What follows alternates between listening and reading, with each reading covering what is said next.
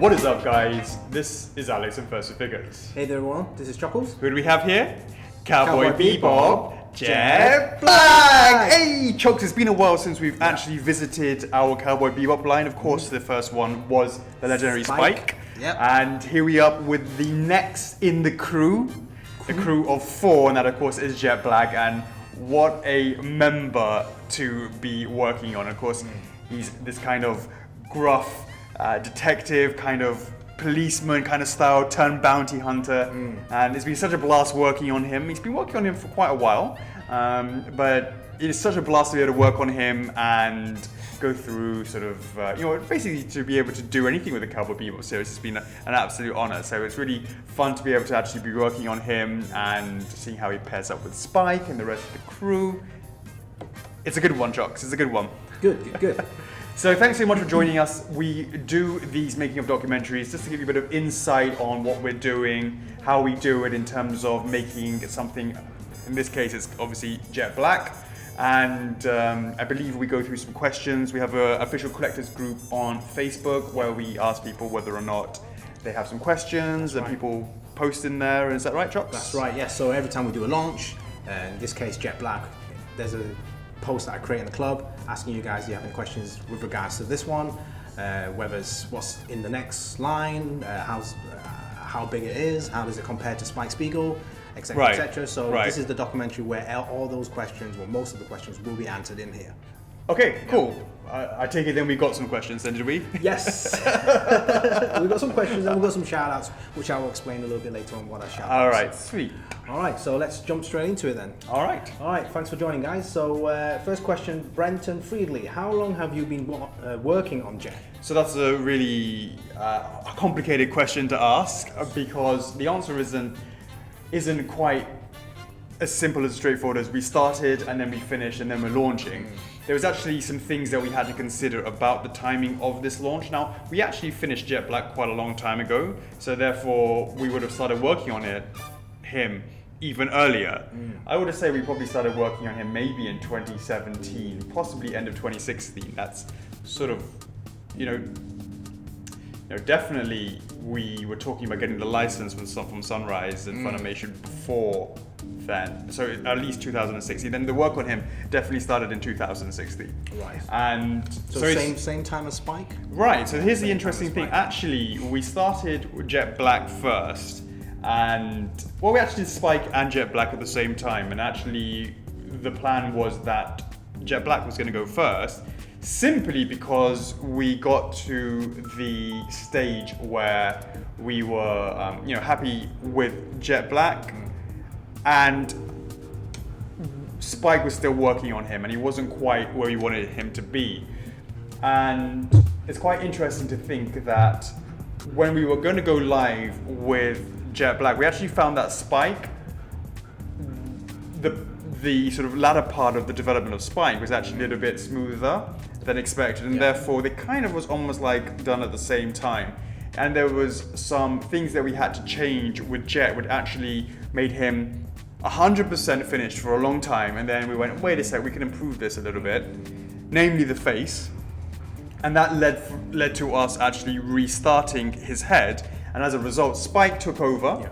And at the end of the day, if they were going to be pretty similar in terms of timing, we're talking like 1 or 2 months difference, it made sense to probably start the crew with Spike, which is obviously what we elected to do afterwards. And as a result, with Jet Black, we said, it's been ready for a while, but we're gonna actually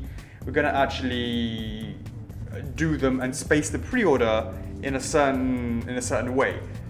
We'll get to that in a minute, but let's actually talk about when do we actually debut Spike and Jet. Do you remember this, Chuck? Start spinning. Oh, this sure, guy absolutely, first, yeah, sure. Right. Cool. So. Yeah, I remember. It was C3 in Hong Kong. Yeah. And that was on. We had that. It's about a year ago. Was it? I like to think. Was it 2017? No. 2017 C3? It's got to be. No, 2018. Yeah, sure it was. Really? Yeah. Wow. I remember being at Sunrise's own booth. Right, that's right. It was a little glass display. That's right. We went there, you did a video recording. Yeah. And it was like first time showing the bases as well between, because we took Spike and Jet Black. We did. Yeah. I think. I'm sure it was 2017 because later on in that year, When is C3? We took C3's around about February, March. Then it's definitely last year. Are you sure? 100%. No chance was in 2017. It was definitely 2018. But we also took these guys to ACG as well. Correct, which was a few months later. Absolutely. You sure it's 2018? 100%. We did ACG last year. Yeah, it's the first time, wasn't it? So, I keep thinking we've done it twice. I don't know why. I'm thinking too far ahead. Yeah, so yeah, my bad. Yeah, definitely. So it's been just a bit over a year since we debuted both of them. So the timeline of that was the fact that they were both ready. We so actually launched. 2016 all the way up until 2018 was pretty much all development. Correct. Development on this anime and other anime resins that we Right, that's right. So Yeah. 2018 we debuted him at C3. As we said, both Spike and Jet were both ready at the same time for that show. And we then got to the point where we launched Spike around about August, I believe it was. August or September, possibly of last year. Right, it was not long after ACG for sure. And Gamescom, right? So once we launched that, we thought, you know what? We could straight away launch Jet. Obviously, it'd been approved.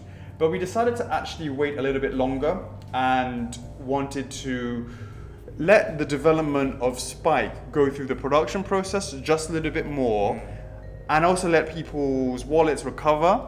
Because most people, if they're a huge fan of the Cowboy Bebop series, are most likely going to want to collect the entire crew, which we've obviously got in development. So Jet is first. Sorry, with Spike is first, followed by Jet. We didn't want to overburden the collectors to buy Jet so soon afterwards. So what I wanted to do was get to the stage of production where I was comfortable that it was on the home stretch. And right now, as of today, Spike is already in the factory. Production is already sort of very, very deep into it. And I've actually just last week approved it to start going out to our customers. So it's much easier once you've received Spike to be able to consider how big is Jet next to Spike once you have it physically on your table. And therefore you have the chance to then go, oh, you know what, I think they look great together, and therefore I'm going to buy Jet as well as Spike. It really made sense. Because if you started releasing all of them at the same time and you had no real point of reference, I mean, sure, you and I were sitting here, it's in front of us, you can see each of our products that we do the documentary on, but nothing beats it if you obviously have a piece in hand, in front of your face, etc., etc. So it definitely made sense for us to wait to that stage, not only because we wanted customers' wallets to recover, but also because we wanted them to have a point of reference. But last but not least, I wanted the other two members of the crew, or should I say the other three members of the crew, to be a little bit further down in development line. And I'm happy to say that development on Faye and Ed and I, we're going to call them, they're together in one piece, So is much further down the line than it was. So the wait between Jet Black and the next one, so let's say Faye, won't be too far apart. Exactly. So otherwise we could have gone boom, Spike in sort of October time, Jet in November time, and then when Faye comes, which is going to be a while away, it would seem like a much longer time. Whereas actually, it's sort of 6 months, boom, slow but steady. That for me is a much better way to approach something like this, especially because most people are going to want to buy the whole crew, and it's not like other lines where it's like, okay, I'll get this piece. I like this character in particular from this franchise. I don't particularly like this character, therefore I won't get it. I'll get the next one. It's almost like if you're gonna get Spike, you're really gonna get the rest of them. My understanding is, or at least that's what I believe the collector's mentality would be, and therefore we wanted to accommodate that conception with the spacing as it is. So, how long has Jet been going for? A long time, long time, but only because we were thinking of you guys. You're welcome. All right then. Right, next question from Christian Hernandez. How did you come to pick this pose? Anything you learned from Spike that you brought over to this piece? Right, that is a interesting question. So when it comes to the pose itself, Chox, you will notice that it's quite a museum. We're going to call it a museum pose. And what I mean by that, he's not sort of jumping over something. He's not sort of running. He's kind of stoic, and he's kind of like contemplating. Right now, obviously, what's he doing with his gun? He's reloading it, right? So there is definitely elements of it being quite museum-esque. And the reason why we did that is the whole range of the crew. So we started with Spike. Obviously, you've seen Spike, how he is, and we'll do some comparison video shots later on. You can consider that the poses themselves are very sort of, they need to kind of match. It would be a little bit strange where he's doing something quite crazy when Spike is quite laid back and chilled the way he is, when they're all supposed to be put together. To be honest with you, Faye, she's a little bit more chilled, but she's doing a little something kind of sexy. I mean, that's kind of her personality, but she's not like running and jumping or anything like that. Again, to be part of the crew, to be part of the set. And you have Ed and I, well, Ed's doing something a little bit crazy, but again, that's more his personality. But he's not like super blasting over or doing something like that. He's sort of doing something else, or should I say she. Then the point is that they need to look all good together. So the pose really had to fit that concept, and also the base themselves. If you look at the distance between the feet and the base, it doesn't go over it, because we didn't want the size of this base to be bigger for Jet than it was for Spike. Again, we want them all to be uniform, so they really look great as a set of 4. Again, the whole thing about these pieces have been considered as being a range of 4. So, Chocks, what do you see from the actual pose itself? Do you want to sort of go sort of through that, and what you notice from it?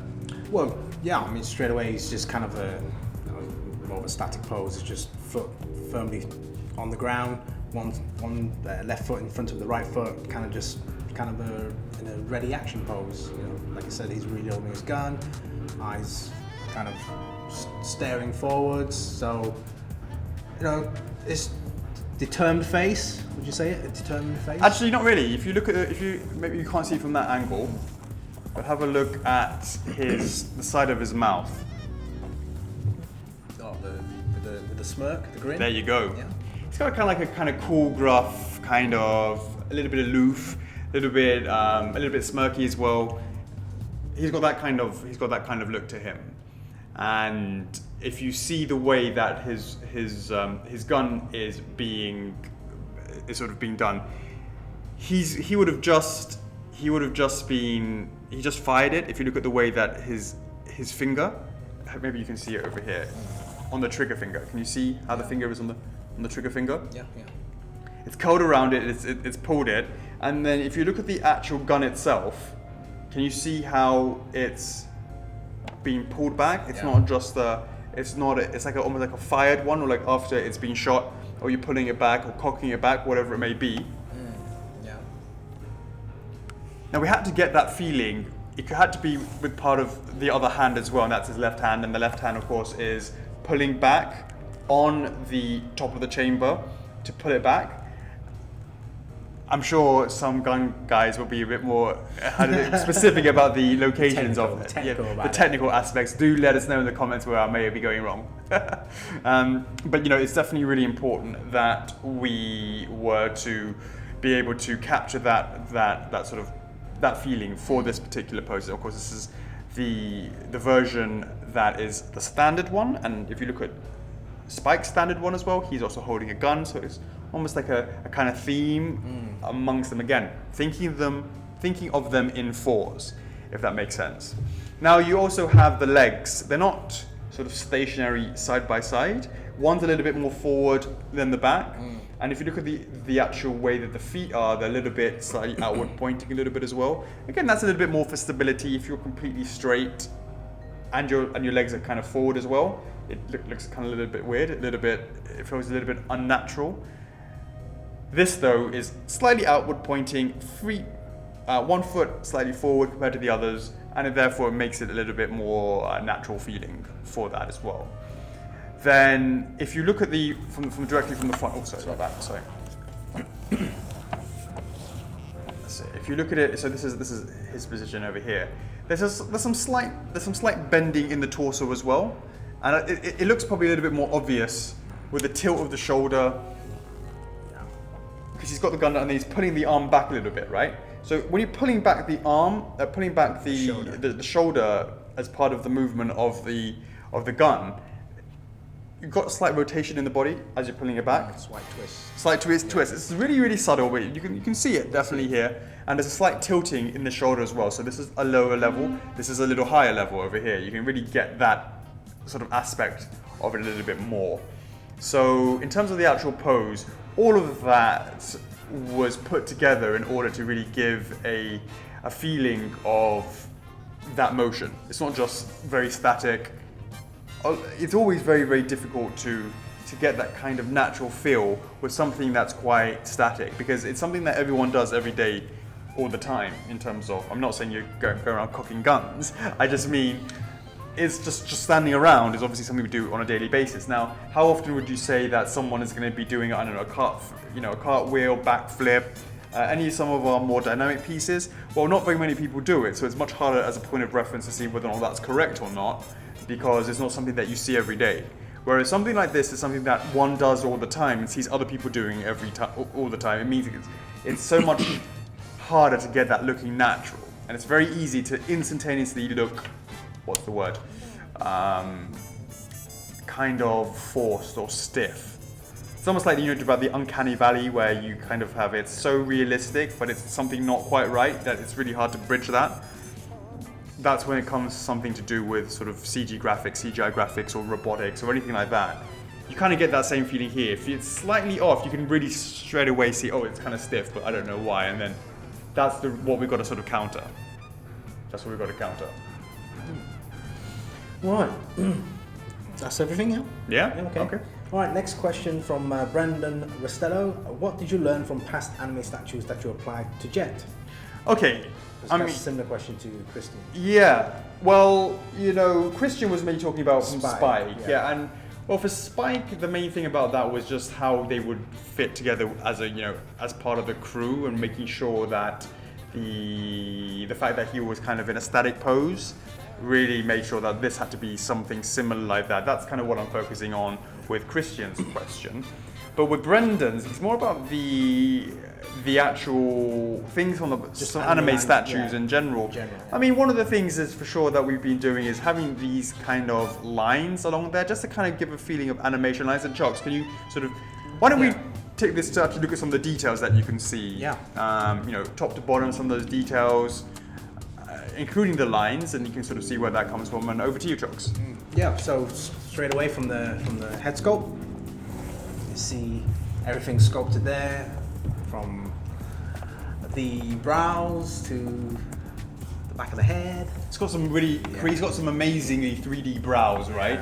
He's got these tufts of hair that comes up. In fact, we had to redo this head because there was some things like this, like there's 3 whiskers over here on the side of his beard that comes out like this. Sideburns, sideburns, that kind of beardy thing. Yeah. There's 3 of them from the front, right? And it's done in a triangle shape. And before we made a mistake and it was kind of like not quite the same. And these are some fine details that I should not have put this into the club, because they're like, and so to be clear, this head is as a result of some club feedback, so I really appreciate those who did come back to help shape this piece.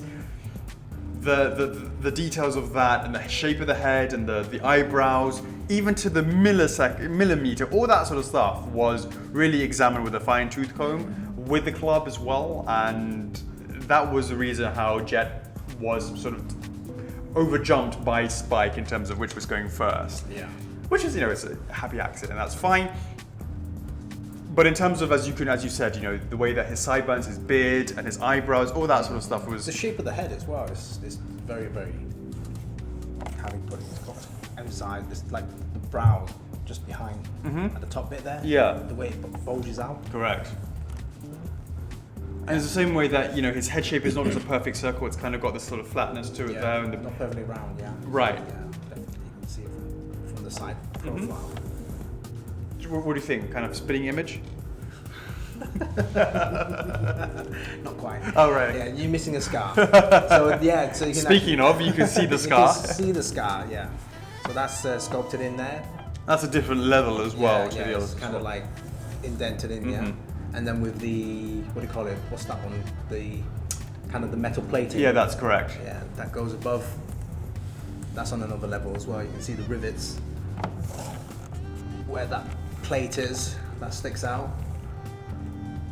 Yeah, and then that big, massive chin, that, you know, with the beard that sticks out as well. It's a very unique design. Yeah, it's a very unique face. It really is. It really is, and it was certainly a challenge to get that down right. But again, it was great that we had the club get involved to help with that. It's like we've always mentioned in the previous documentaries where anime translating that from 2D to 3D. We always go for that same situation. What would it look like from 2D to 3D? And we had that same, I think we mentioned that in the Spike documentary as well, how the nose is shaped differently from different scenes. Oh, right, yeah. The inconsistencies amongst the, between different frames. Yeah. For sure. And, okay, that's the head. Different shading, okay? Just to you can see highlight his, that. can you see the way that he has his sort of bowl patch at the back? I mean, sorry, the strip of hair. Yeah. At the back, maybe you can show from over here. You can see it in the camera over there as well. It's got this kind of dip in the middle, right at the back. Instead of it doesn't go all the way around, it has some little details that goes down there. And you can see all the sculpted hair as well go through it. It's not just smooth. It has this these line details to it. It's also important to see that what we did with the sort of muscle groups, the way it's at the clavicle, the collarbones, the way that the neck muscles go around as well.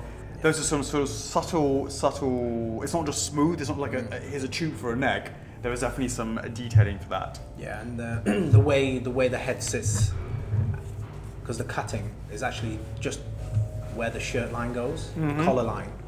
So you won't see any like necklines here, like along here or anything. That's right. Like where you get with some other statues, but so it's nicely attaching to the collar, shirt collar. Yeah, that's right. Yeah.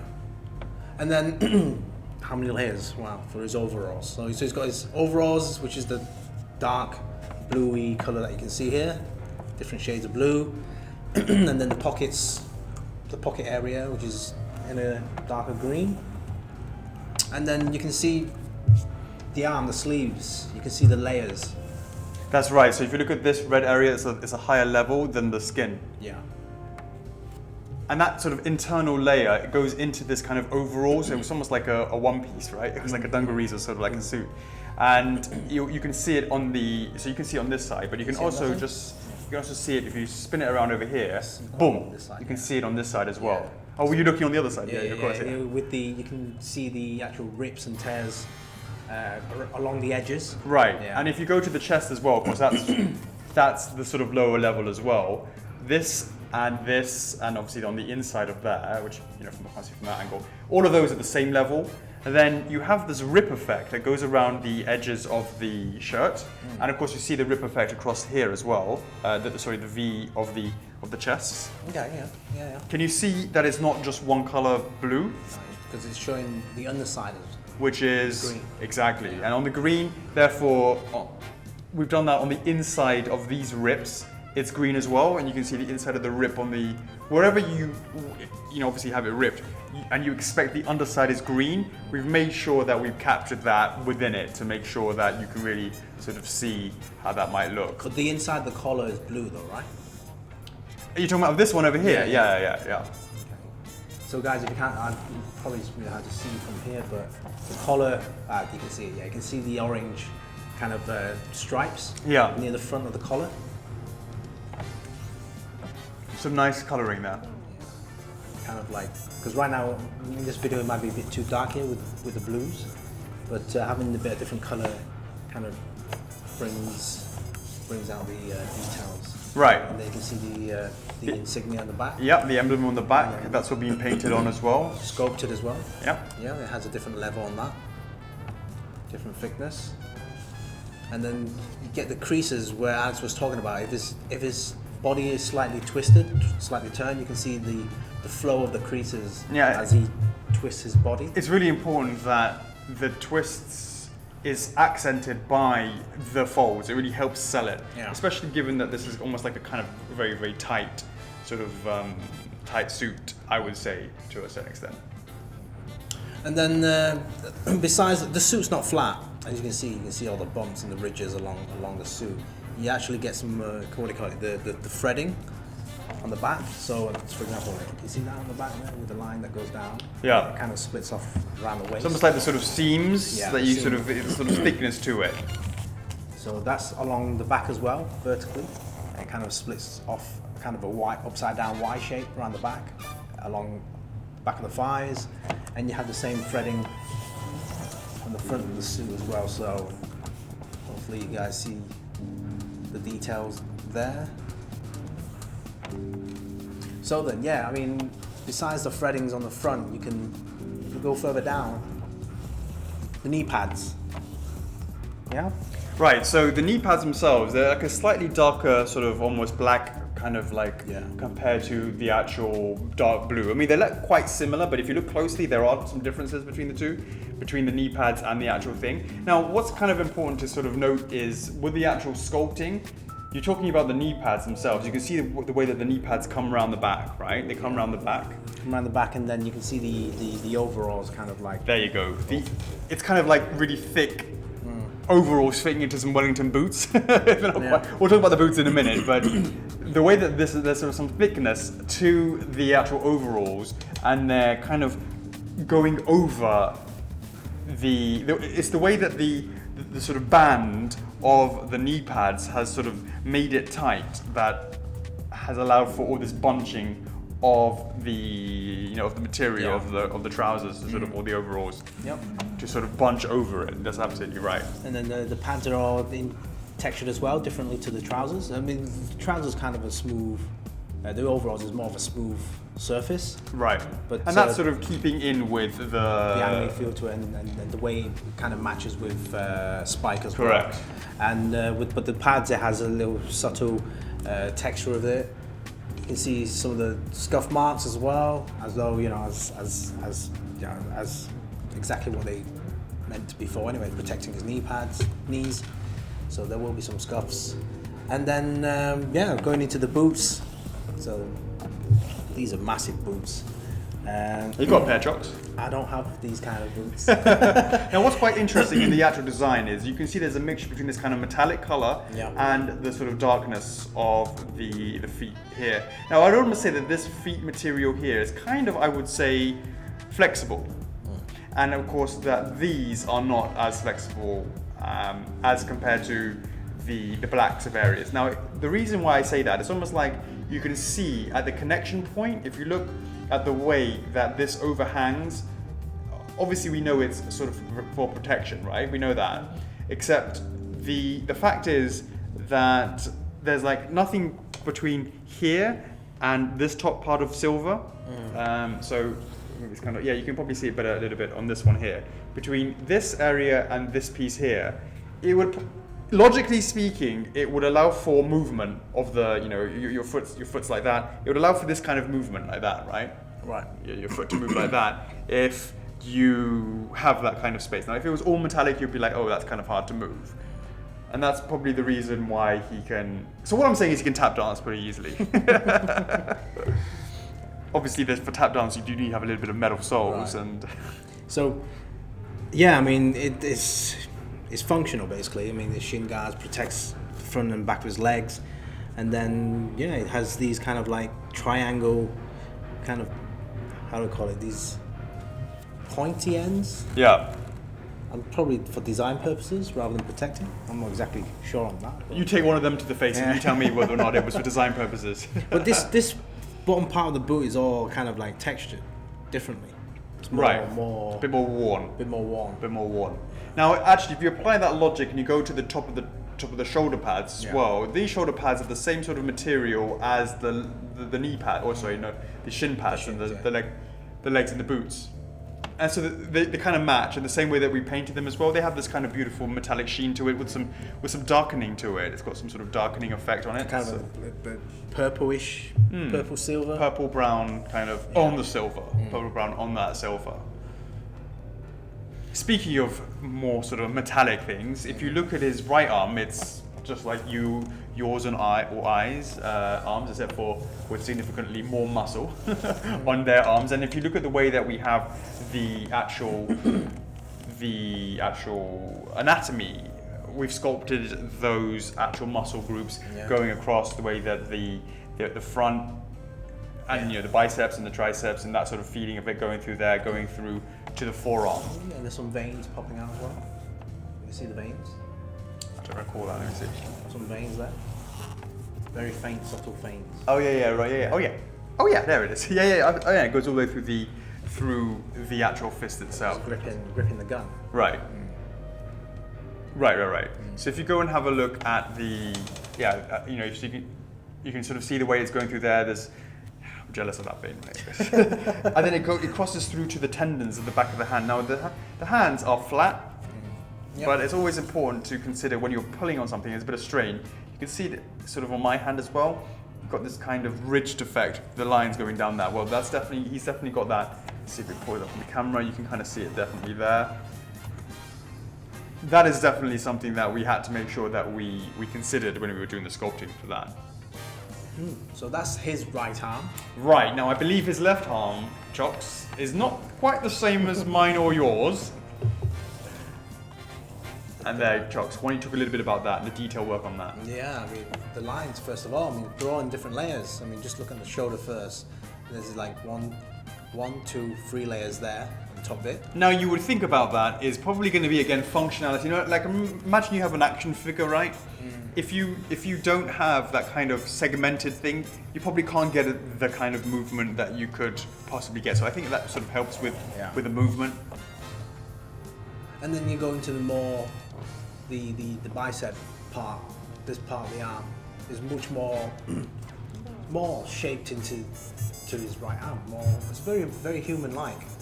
Right? It looks like muscles, but in a metallic style, and it's done in a really clever way. Again, that's a testament to the amazing designs that is obviously coming from the anime itself. And that's that same sort of running theme of a metallic hand that has almost the characteristics of a human hand or arm really goes throughout that, not just into the bicep area, but if you look at the way it connects into the elbow, and then the way that the forearm sort of connects, almost fits over the forearm, so that fits over the elbow. Like there's a hinge right there, and then you can see the little hose back there.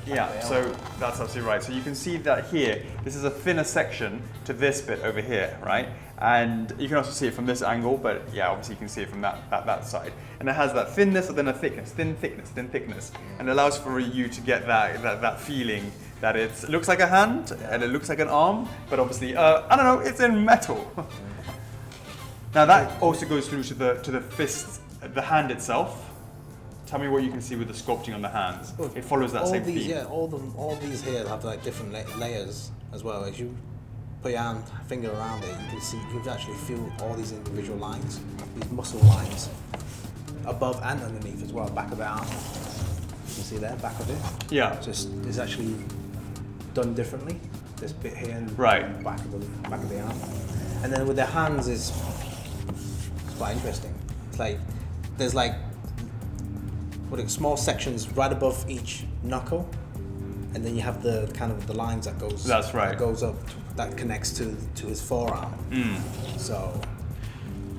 So going back to the anime aspect of Brendan's question about those lines, having looked at this, there are definitely some areas I want to slightly tweak. For example, if you look at the chest, there are definitely some lines on there that I would need to. Show them over here. Hope it doesn't necessarily come along. There are some sort of, we'll call them anime lines along this area that looks a little bit too uniform, and as a result not quite as natural. So I'm going to go ahead and tweak that a little bit, some certain other areas, just to kind of break up the monotony. They look quite identical, which doesn't make sense. It almost looks like it's just being placed for placement's sake, and so that's something I will be tweaking. And I just want to give you guys a heads up. And so as you were saying, those anime lines, you can see they're all throughout the arms, you can see them along the front and back of the suit. I think the reason why, it's not as obvious on the suit, of course, because it's a dark color of the anime lines and it's a dark color of the suit itself. It's a little bit more obvious on the chest, which is why I'm going to make that change to it. We're going to get that slightly tweaked. Do you believe we have some on the boots as well? Maybe from. Oh, don't see it. We may just tweak that. Let's I see them on the show. Exactly right, which look great. We just have a few here and there. Just want to break up the. It's a little bit too uniform. Like, oh, there's one right there. There's one right there. No, it needs to be a little bit more uniform. A little bit sort of well thought out. So we're going to tweak that. And then his gun. Yep. So, Pew pew. Yep. Obviously, Pretty straightforward gun. Yeah.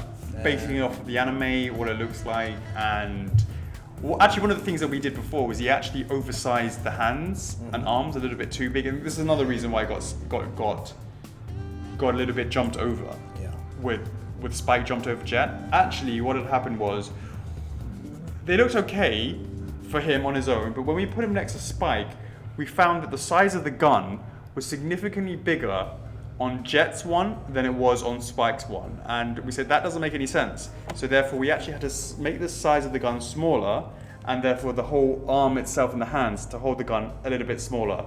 And the proportions therefore were matched better with Spike, and overall it's a better piece as a result. So now that I recall, that was another reason why we had to just delay Jet and why Spike overtook, which all worked out just fine. Yeah, so the gun is pretty straightforward, weathering all around. Just got the rust look to it. It's got the sort of accents, the kind of silver accents to it as well, kind of looking like it's a little bit worn down. Yep. That's all there. That's actually probably the most realistic thing of the actual piece itself. Yeah, and then everything on this base, which is kind of a matte black base with the Cowboy Bebop logo on it in Japanese, and then Cowboy Bebop in English along the middle. So this matches exactly the same with Spike Spiegel. So we explained that in the documentary before, that it gives off this kind of what do you call it? One of those reels, yeah, the camera reel. Yeah. Well, all I would know is, Chocks, is that you better ask the next question. Oh, really? All right. Oh, Chris Hildebrand Jr.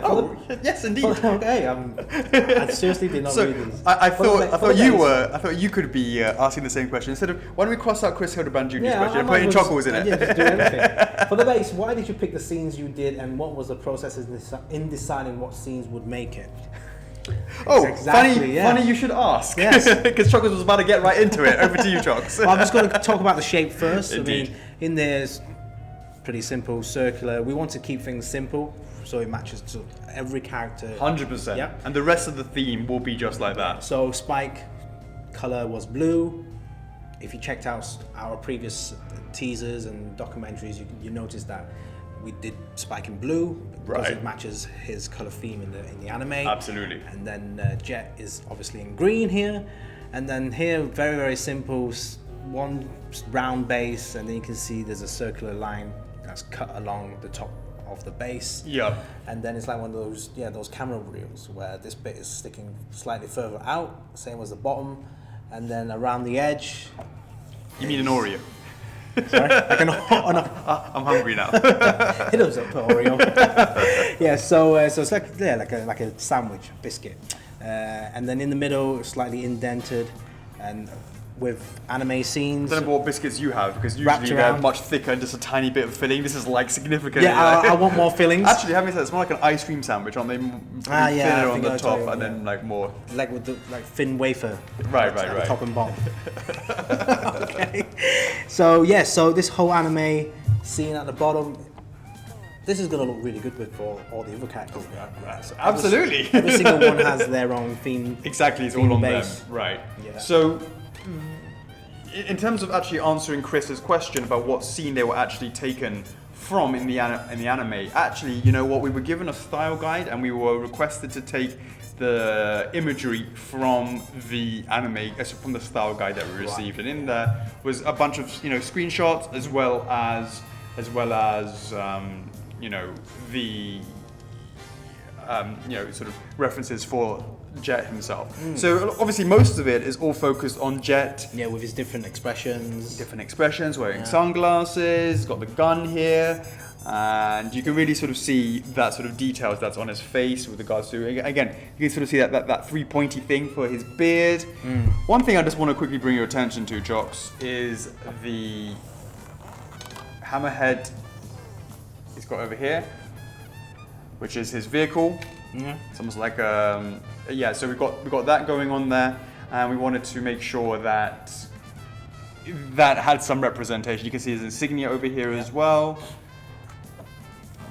He's got him there looking right. The very front one is him with his bonsai. There might be some slight tweaks where they can sort of really go which way, in terms of it doesn't matter exactly which one is front, side, sort of back, to a certain extent. Just wanted to make sure that it had everything that was on this was representative of Jet, of course. Again, his ship, his insignia, and obviously his guns, his expressions, etc., etc. Whew. Right. Cool. I believe that's everything covered, right? That is it. But Chocks, let's say you decide that this is going to be a piece for you.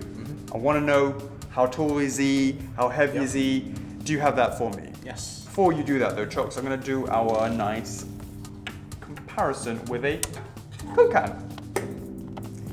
And one of these cans is 330 ml, which is different to Americans' 350, or is it 355? 355. 355, okay. You could never get that right. Just so you can compare. Sometimes it's just easier. You might have some Coke cans around. Standard ones. This is just about 1, 2, 3, 4.5. So it's got a nice little height to it, Chocks. A nice little height to it. All right. What does that actually mean in real world dimensions, Chocks? Yes. Or if you don't have any cans on you, but you have a tape measure for height, which is from the bottom of the base to the top of his head. I have that at 20.5 inches. One of these days we're going to actually get our tape measure back, aren't we, Chocks? Rather than a tape measure, get a nice long ruler or something. I don't know. Indeed. So 20.5 inches. So that's 52 centimeters. 52 cm. For the width, I'm going to do the width and the depth at the same time. The width, which is from here to here, and the depth, which is from, turn that sideways, here to there. Everything fits within this round base. So I have that at 10 inches by 10 inches. Really nice space saver. For those that might have concerns about collecting the entire crew and how can they be put next to each other, not a problem. Not a problem at all. So that's Spoiler alert, Charles. 25 centimeters by 25 centimeters. If every single one fits on the same base, then therefore by logical default, every single one will be 10. And therefore, 10 inches, 10 right? inches, yeah. And therefore you have the ability to have it, boom, 40 inches across. If you want to put them 40 inches deep, that's up to you. All lined up behind. Hey, whatever, if this is your piece, you can do whatever you want to do. So I guess the only thing you consider is the height. But vertical space is pretty... It's easier to manage. Easier to manage than the horizontal. I think most people have a difficulty with the depth, because most sort of display options don't really have a very deep thing. Right. For sure. So the weight of this is a little bit heavier than the previous one, Spike. Sure, I mean he's significantly chunkier. When you see Spike next to Jet, you'll see that. So this one is at 3 kgs. Cool. Nice. And just to highlight that, this is just a statue, give or take, around 3 kgs, and then you have the packaging on top of that. So just something, just a little bit more information. Sure. Yeah.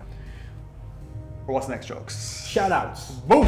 Yes, so guys, that same thread that I just mentioned that we post in the club, in there I will randomly leave a message and say first 10 people to reply to that message will get a shout out from Alex. So over to you. All right, let's do this. Shout out to Emily LP Rose. How's it going? We got Brendan Friedley in the house. We got John Morales. What's going on, mate? J-Guy is right there as well. We got our lovely admin Jessica Kasnick in the house. What's going on? Aiden Woods. We got Stefan Gunther. We got Brendan Rastello. What's going on? Obviously a lovely admin there as well. Lydia Bordini. I'm sure she's going to be back at it again with a blue heart. And we have Nikolai Ionescu. How's it going? I know he's a big Cowboy Bebop fan, so it's nice that he got himself a shout out right there. I like it.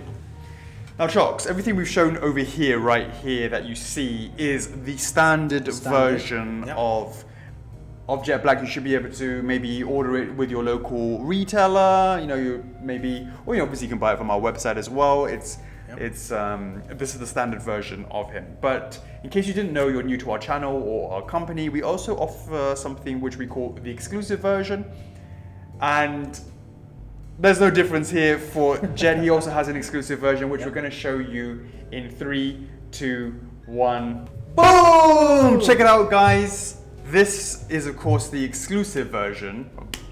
Come get some.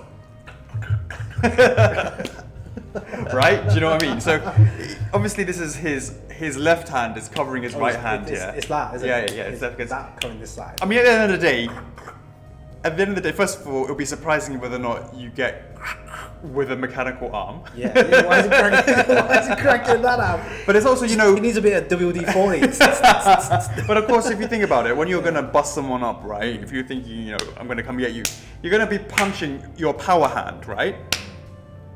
So, in this case, you would expect him to be punching his left hand because... Punching his left hand. I mean, his left hand is punching. He's sure. I mean, but the one that's got the power in here is his left hand. Maybe he's a southpaw, but also because, well, hello, would you rather punch someone with your hand or with a metal hand in your face? I don't want to dirty it. Don't want to have any scuff marks or something like that. Well, based on that, though, obviously, Jet, he doesn't do too much fighting, but when he does, he's certainly got the build for it. Look at the size of those muscles compared to Spike. Look at the size compared to the rest of the crew. He's definitely the sort of big daddy of them all kind of thing. So we wanted to give people some display options with regards to his hand. And again, it kind of sort of matches a little bit of where Spike as well, his exclusive was a hand without his actual gun as well. So again, the standard version of Jet comes with his gun, and so does Jet's one. Spike's one also comes with his gun. And of course, when you compare the exclusive versions, they don't come with the guns either as well. So yeah, this is the exclusive version. Now, Chocks, the details that we talked a little bit about earlier on in the documentary with regards to the human hand muscles, the arms and the muscles and the t-shirts, all that sort of stuff, and of course the movement of the elbows and what have you, that is all being carried across. So these are additional switch out pieces, and they're completely different. It's not like we actually articulated that arm and brought it in like that, and therefore you place it on top of it. These are two separate two sets of arms that you get with the exclusive version. And you want it? Yeah, and we just sort of compare, I guess. Good point. There you go. Thanks. So yeah, I mean, obviously you can see this is his alternative right hand, etc. So the original position for the standard version will be him, the arms like that, kind of like angled in. And you can see straight away this is kind of a straight looking arm, whereas the exclusive arm is literally like that kind of pose, angled. And it's kind of lifted up as well, so you can see the gap between the armpit. And the way we cut this is great because we could cut it right underneath where the overalls overhang his shoulder, so it has a really nice clean fit when you swap out the arms. That's right, so it's really seamless. Yeah, and then on his right arm, so this is kind of angled inwards towards the center of his body. Well, this one is kind of like, again, much closer to his arm body, because this one is the one that's on top of his right arm. That's right, it's closer to the chest. Yeah, it's closer to the chest, That's right. And I also wanted to show you, again, the difference between this elbow. The sort of, I talked a little bit before about the functionality of this. If you look at the elbow and the connection to the forearm, you can see that. If you compare it to in the camera over here, you'll find that, it should be this angle here, you see more from here to here than you do on this one over here. And that's the reason, is because obviously it makes sense when you've moved it across, you're going to expose more of that elbow right there. So that was a consideration as well. But yeah, you're absolutely right when you see the way that the body is being hugged a little bit more with that hand as well. So the exclusive version comes with both of those. That's all seems pretty straightforward to me, Chocks. I believe, though, that there are some, I guess there are going to be some differences in terms of the weight. Maybe if you put them together, I'm sure it's the same. So I guess if you're thinking about your display options, assuming you don't put these sets next to it, I guess overall it will be 3 kilograms as well. Same height, same everything. Give or take, yeah. But of course, these are pretty weighty on their own. If you consider the overall package, of course, it will be more. If you decided to put this on the actual shelf itself, if you decide to keep it in the box and just swap it out every month or something like that, just for some different display options, and the only thing you need to consider, of course, is the 3 kilograms. So that shouldn't be too difficult. Okay. All right, Jocks, I believe we have one more question. Okay, one more question from Benjamin Robert Riggs. Who was more challenging, Spike or Jet? I would say it was, I think they were challenging in their own way. They were challenging in their own way. I think we, like, for example, for Spike, we went in quite a lot of back and forth with the hairstyle. The hair was really difficult for Spike, but overall the rest of it was pretty straightforward. You know what I think was the most difficult thing? I think we kind of did it to ourselves with regards to a little bit of inexperience of really sculpting both of them at exactly the same time and really comparing everything at the same time. We actually made Jet much earlier in the physical stage, but we had to go back and change some things. Again, we had to change it, not because he didn't look good on his own, but it's because he didn't look good with Spike. That was really key for us. So it was quite annoying that we had to do that. We had to sort of really thought about that a little bit more. I mean, it comes with experience now. Where, as I said, the hands were oversized. We had to create 2 sets of new arms for that. We had to change the head as well, all that sort of stuff as well. So I would say that overall though, Jet Black was easier. Just we made some mistakes that we shouldn't have made, and that made it just a little bit more, not difficult, just a little bit annoying that we didn't spot that. And I would say Spike was also quite difficult because of the fact that his face is, you know what? Let's compare that actually side by side. Why don't we bring Spike in? Let's bring him in 3, 2, 1. Boom! Check it out, guys. Of course, Spike and Jet now together. Now you're beginning to see the vision. You're seeing how they look together. Boy, do they look great.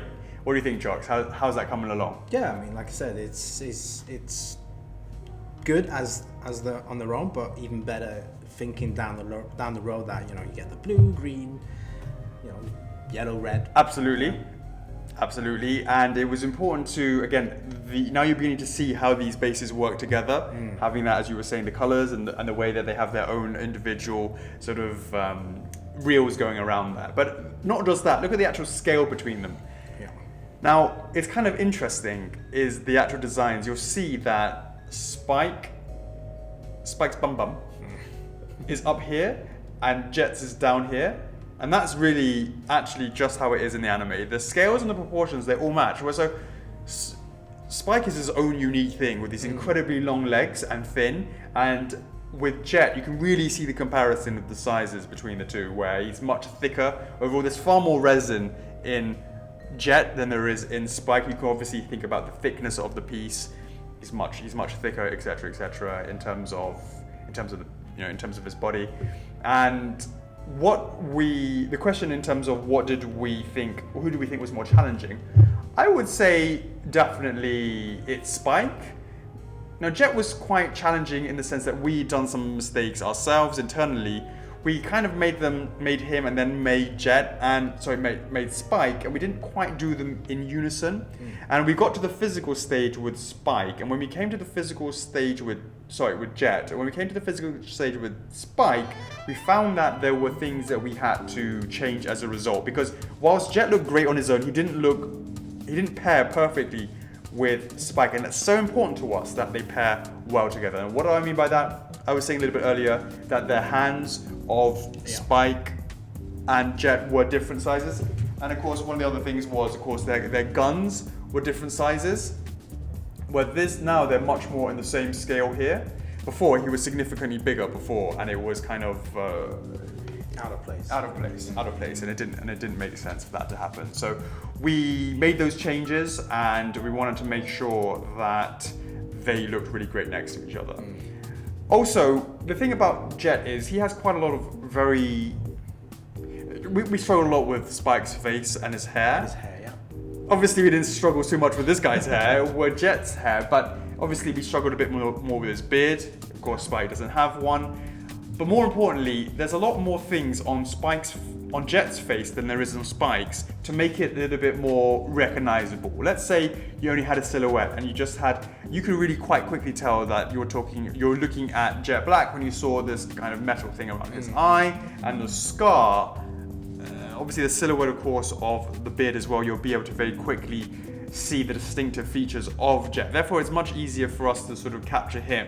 Now, I didn't quite capture him perfectly, that's why I refined him with the help of the club, but definitely it helped a lot to have him in the anime have so many distinctive features. Whereas if you look at Spike himself, there's actually not very much that's quite distinctive. It's a couple of, sometimes it's very easily a single line for the nose, a single line for the mouth, a couple of, obviously the eyes are the eyes.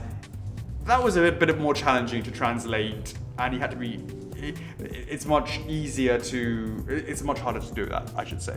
It's much easier to get it wrong, I should say. But in terms of them together, I'm very happy with how that's coming along, and we're not making the same mistake with the rest of the crew to make sure they're all perfectly aligned, all in scale and looking great next to each other. So, for sure, I'm really pumped with how that's looking, and I hope you guys are as well. If you're a fan of Cowboy Bebop, this should be right up your alley. Yeah. This bad boy will be in people's collections very, very soon, and then you come back and check this video once it's in your collection, and then see, oh right, he's this height. Okay, I can get a better idea of how Jet will look, and I can then make your purchasing decisions based on that, I would say. All right, Chocks. Why don't we have give them a quick turn together. And then, is there anything else you want to add before we wrap this bad boy up?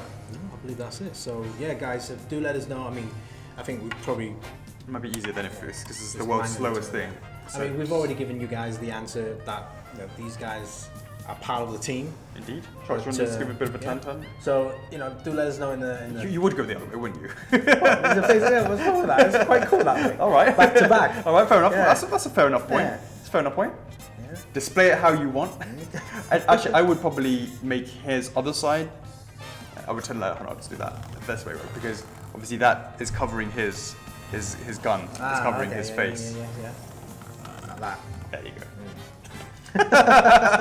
Then he's covering his gun. Indeed, and this is the back together. So these two are part of the team. But do let us know in the comments or in the club. What else do you want to see from the Cowboy Bebop line? Obviously. Maybe some of the spacecrafts, some of the villains. Absolutely, you want to like to see Sid. Right, one thing just before we completely wrap this up, Chocks, of course, the studio setup has some nice lights. Of course, I've got the red behind me, you've got the blue behind you, and that's exactly how... Exactly. Obviously, it was pan, right? We'll need to get the yellow one soon. True that. Yep. All right, Chocks, that's it. Cool. That's the one wrapped up.